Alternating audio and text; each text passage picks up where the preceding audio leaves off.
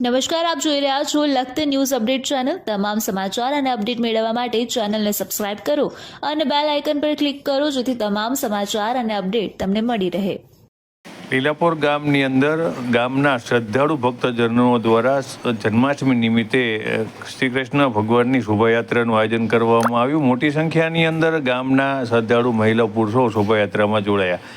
આજે શ્રાવણ વદ આઠમ એટલે શાસ્ત્રોમાં વર્ણવ્યા પ્રમાણે શ્રી કૃષ્ણ ભગવાનનો જન્મદિવસ છે। ત્યારે આજે લખતર તાલુકાના મોટાભાગના ગામડાઓની અંદર શોભાયાત્રાનું આયોજન કરવામાં આવ્યું હતું। આ શોભાયાત્રાની અંદર મહિલાઓ સહિત પુરુષો મોટી સંખ્યામાં જોડાયા હતા। ત્યારે શ્રદ્ધાળુ મહિલાઓ અને પુરુષોએ વરસતા વરસાદની અંદર પણ ગરબા ગાઈ અને આનંદ માણ્યો હતો અને વૃંદાવન જેવું વાતાવરણ ઊભું કર્યું હતું। ત્યારે લખતર તાલુકાના લીલાપુર ગામે પણ શોભાયાત્રાનું આયોજન કરવામાં આવ્યું હતું અને મટકી ફોડ કાર્યક્રમનું આયોજન કરવામાં આવ્યું હતું અને મોટી સંખ્યાની અંદર આ કાર્યક્રમની અંદર શ્રદ્ધાળુ ભક્તજનો અને મહિલાઓ પુરુષો કિશોરો બાળકો જોડાયા હતા। ત્યારે કૃષ્ણ બનેલા બાળકે મટકી ફોડના કાર્યક્રમો કર્યા હતા। ત્યારે આ સમયે આ બાળક છે તે પ્રતાપ ચોકની અંદર આવેલ જે મટકી બાંધવામાં આવી હતી તેને ફોડી હતી। આ સમયે લીલાપુર ગામની મહિલાઓએ પણ વરસતા